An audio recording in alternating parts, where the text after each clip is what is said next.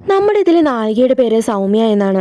അവൾക്കാകട്ടെ ഒരു ട്വിൻ സിസ്റ്ററും കൂടിയുണ്ട്. അവളുടെ പേര് ഷെല്ലി. സൗമ്യ ഒരു ഹോംലി ഗേൾ ആണ്. എന്നാൽ ഷെല്ലി ആകട്ടെ മോഡേൺ ആയിട്ടുള്ള പെൺകുട്ടിയും. അങ്ങനെ സൗമ്യ ആകട്ടെ ധ്രുവിനെ പരിചയപ്പെടുന്നു. അവൾക്ക് അവനോട് ഒരു പ്രണയം തോന്നുകയാണ്.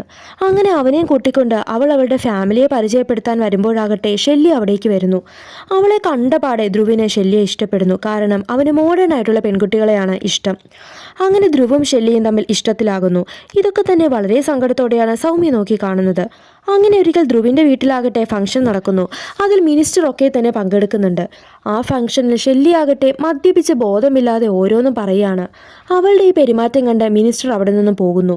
ഇതൊക്കെ കാണുന്ന ധ്രുവിൻ്റെ അച്ഛനാവട്ടെ അവനോട് പറയുന്നുണ്ട്, നീ നല്ലൊരു ഹോംലി ഗേളിനെ കണ്ടെത്തി വിവാഹം കഴിക്കാൻ. ഇങ്ങനെയുള്ളവളെയൊക്കെ നീ ലൈഫ് പാർട്ട്ണർ ആക്കിയാൽ നിന്റെ ലൈഫ് പോകത്തേ ഉള്ളൂ എന്നും അയാൾ പറയുന്നു. ഇതൊക്കെ കേൾക്കുന്ന ധ്രുവിനാകട്ടെ അവൻ്റെ ചോയ്സ് തെറ്റിപ്പോയോ എന്ന് തോന്നുകയാണ്. അങ്ങനെ അവനാകട്ടെ നേരെ പോയി സൗമ്യയെ പ്രപ്പോസ് ചെയ്യുന്നു. താൻ ഷെല്ലിയെ ചൂസ് ചെയ്തത് തെറ്റായിപ്പോയി എന്നും അവൻ പറയുന്നു. അങ്ങനെ അവരുടെ കല്യാണമൊക്കെ കഴിയുന്നുണ്ട്. ഇതൊക്കെ കാണുന്ന ഷെല്ലിക്കാകട്ടെ സൗമ്യയോട് ദേഷ്യവും വരുന്നുണ്ട്. അവരുടെ മാരേജ് റിസപ്ഷന് സൗമ്യയായിട്ട് അതേ ഡ്രസ്സ് ഇട്ടുകൊണ്ട് ഷെല്ലി അവിടേക്ക് വരുന്നു. എന്നിട്ട് ധ്രുവിനോട് ക്ലോസ് ആയി തന്നെ പെരുമാറുന്നു. എല്ലാവരും അന്തിച്ച് നിൽക്കുകയാണ്. ഇതൊന്നും തന്നെ സൗമ്യയ്ക്ക് ഇഷ്ടപ്പെടുന്നുണ്ടായിരുന്നില്ല. അങ്ങനെ അവരുടെ വിവാഹം കഴിഞ്ഞ് അവർ സുഖമായി ജീവിക്കാൻ തുടങ്ങുന്നു. എന്നാൽ നാളുകൾ കഴിയവേ ധ്രുവിൻ്റെ സ്വഭാവം മാറാൻ തുടങ്ങി.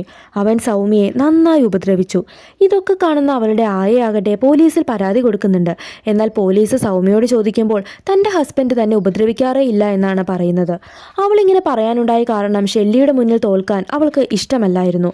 എന്നാൽ ധ്രുവിൻ്റെ ഉപദ്രവം കൂടിക്കൂടി വന്നു. അവളെ അവൻ സ്റ്റെപ്പിൽ നിന്ന് തള്ളിയിടുക വരെ ചെയ്തു. അങ്ങനെ ഇവരുടെ അവസ്ഥയൊക്കെ കാണുന്ന ഷെല്ലിക്കാകട്ടെ അവളോട് സഹതാപം തോന്നുകയും അവളുടെ ഒപ്പം നിൽക്കാൻ തീരുമാനിക്കുകയും ചെയ്യുന്നു. അങ്ങനെ അവർ രണ്ടുപേരും കൂടി ധ്രുവിന് എതിരെ ഒരു കേസ് കൊടുക്കുന്നു. കോർട്ടിൽ വെച്ച് സൗമ്യയാകട്ടെ ജഡ്ജിയോട് ധ്രുവ് ഉപദ്രവിച്ച കാര്യങ്ങളൊക്കെ തന്നെ പറയുന്നുണ്ട്. അങ്ങനെ അവനെ 13 വർഷം തടവിലാക്കുന്നു.